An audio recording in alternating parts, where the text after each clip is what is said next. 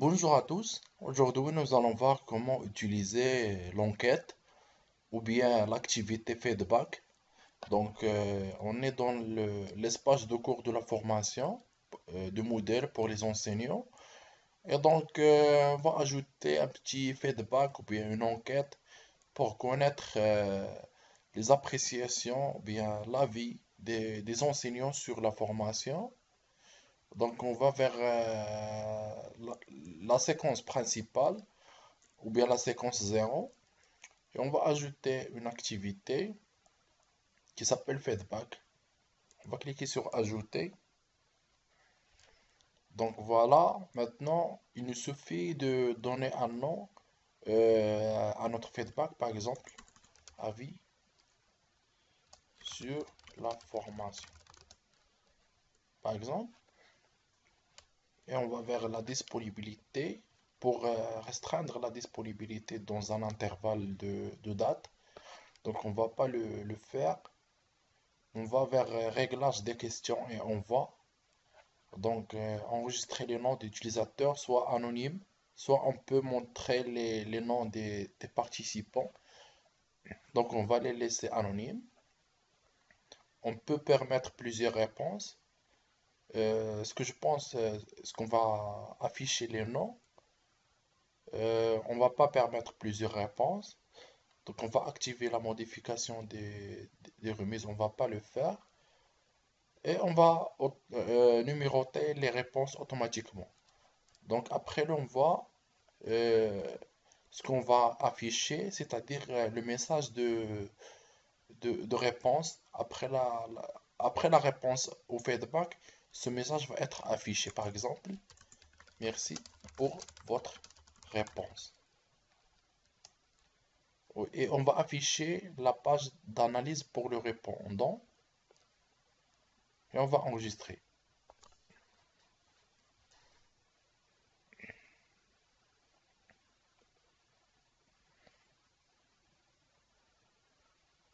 Donc voilà, notre feedback ou bien enquête a été créé.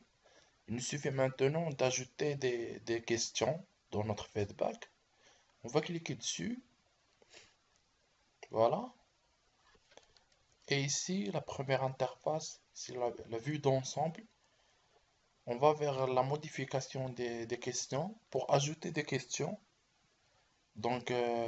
Voilà. Ici, dans la liste déroulante, on a plusieurs types de questions. On va ajouter par exemple une question à choix multiple. Donc, euh, Ce qui est requis, ça veut dire que la question est obligatoire, il faut répondre. Donc, la question, c'est-à-dire la valeur de la question, que pensez-vous de notre formation? Par exemple, on va vers la disposition des options, c'est-à-dire verticale ou bien horizontale, on va les laisser verticales. Le type de choix de multiple, c'est-à-dire une seule réponse ou bien plusieurs. On va laisser seulement une seule réponse. Ici, c'est pour l'analyse des réponses vides. Donc, on va l'activer. Ici, pour cacher l'option sans réponse. Donc, on va la cacher. Donc, ici, c'est pour entrer les choix. Donc, on va entrer 3 ou 4 choix. Euh, Assez bonne formation. Bonne formation. Très bonne formation. Par exemple, euh, faible formation. Par exemple, ce sont les réponses que le répondant va avoir. Ici, c'est pour la valeur de dépendance. On n'a pas de valeur pour l'instant. On va seulement enregistrer la question. Donc, notre question a été ajoutée. Il suffit de choisir l'une des options. On ne peut choisir qu'une seule. Maintenant, nous allons voir la question à choix multiple évaluée. Ça marche de la même façon que la question à choix multiple.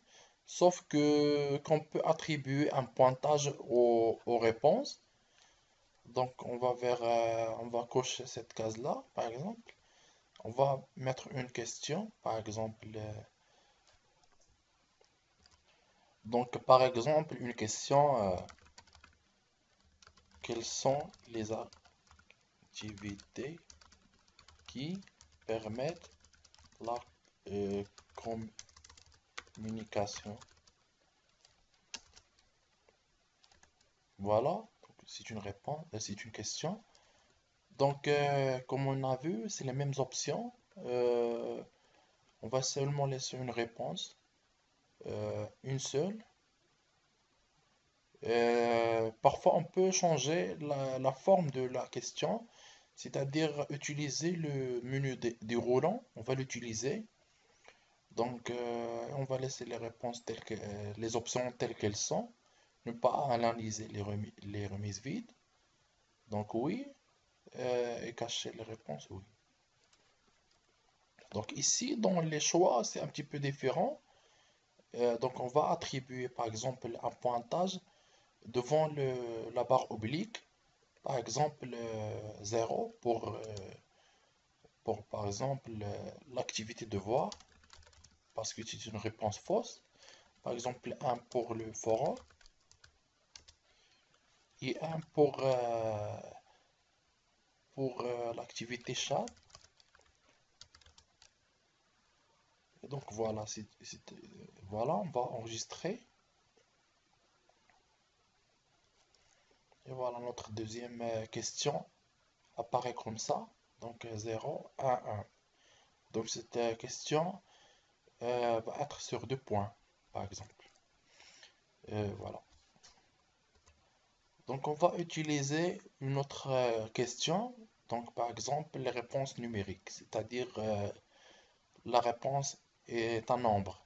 Donc on va donner seulement un intervalle à l'étudiant, ou bien au répondant. Donc requis, la question, euh, veuillez attribuer une note à notre formation. Par exemple, donc l'intervalle par exemple, de 1 jusqu'à 5. Donc voilà, on va enregistrer. Et comme vous voyez ici, la troisième question apparaît comme ça. Donc on va seulement attribuer par exemple 3. Donc voilà. On va utiliser maintenant la question à réponse courte, par exemple. On va cliquer la réponse courte. Donc, requis. La question, par exemple, est quelle est l'activité la plus intéressante dans la plateforme, par exemple. Et donc, chacun va répondre de sa propre manière. Donc voilà, ici pour la largeur de champ, c'est-à-dire le nombre de caractères. Donc voilà, on peut l'élargir, 50 par exemple, et la longueur, c'est-à-dire le nombre maximum de caractères acceptés, donc c'est 50. Ici pour la largeur du champ. Donc voilà, on va enregistrer. Donc voilà, la largeur elle est bien modifiée. Donc voilà. Maintenant, nous allons voir la question à réponse longue. On va l'ajouter par exemple. Donc voilà, requis. Par exemple, la question, que pensez-vous de notre plateforme? Donc voilà, c'est une réponse un petit peu... La réponse va être un petit peu vaste. Donc il faut un petit peu élargir la largeur au maximum. Par exemple, voilà, le nombre de lignes parfois, par exemple 15. On va enregistrer la question. Donc voilà. Donc on peut parfois ajouter un saut de page. Donc pour créer une autre page, donc, on va ajouter un saut de page. Donc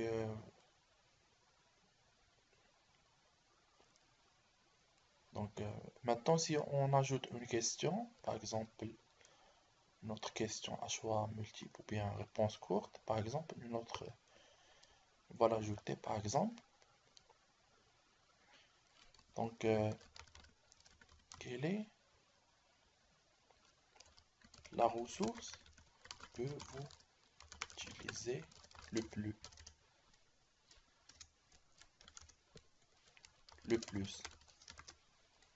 Donc, on va les laisser les paramètres par défaut. Donc voilà, on vient d'ajouter un saut de page et la question se positionne ici.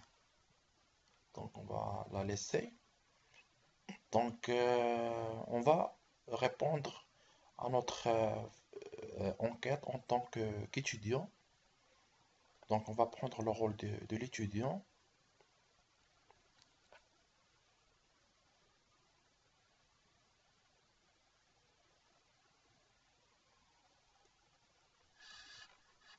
Donc on va répondre aux questions.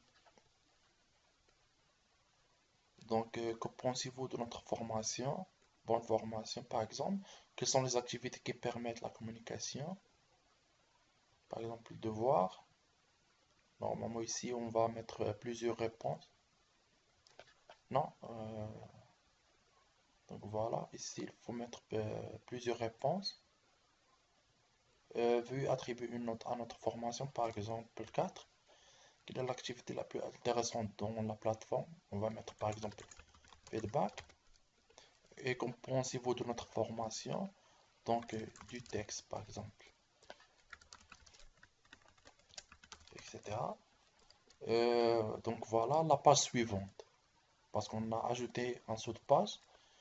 Quelle est la ressource que vous utilisez le plus? Par exemple, page par exemple. Donc page.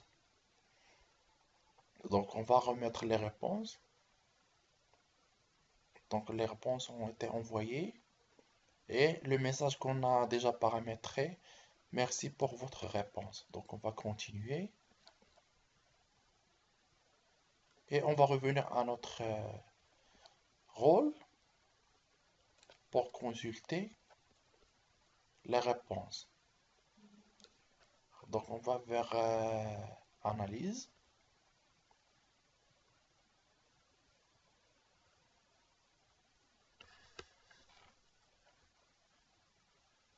Donc voilà, on peut voir les graphes, les réponses. Donc bonne formation, c'est notre réponse. Donc le forum, donc voilà. La moyenne, vous attribuez une note à notre formation, on a mis 4. Ici, il va calculer la moyenne des réponses de tous les utilisateurs. Donc, que pensez-vous de notre formation ou bien notre plateforme? Donc, la réponse est ici. Quelle est la ressource que vous utilisez le plus? C'est la page HTML. Donc, voilà. On peut exporter ces réponses vers l'Excel. On clique sur exporter vers Excel. Et voilà, on va consulter notre fichier.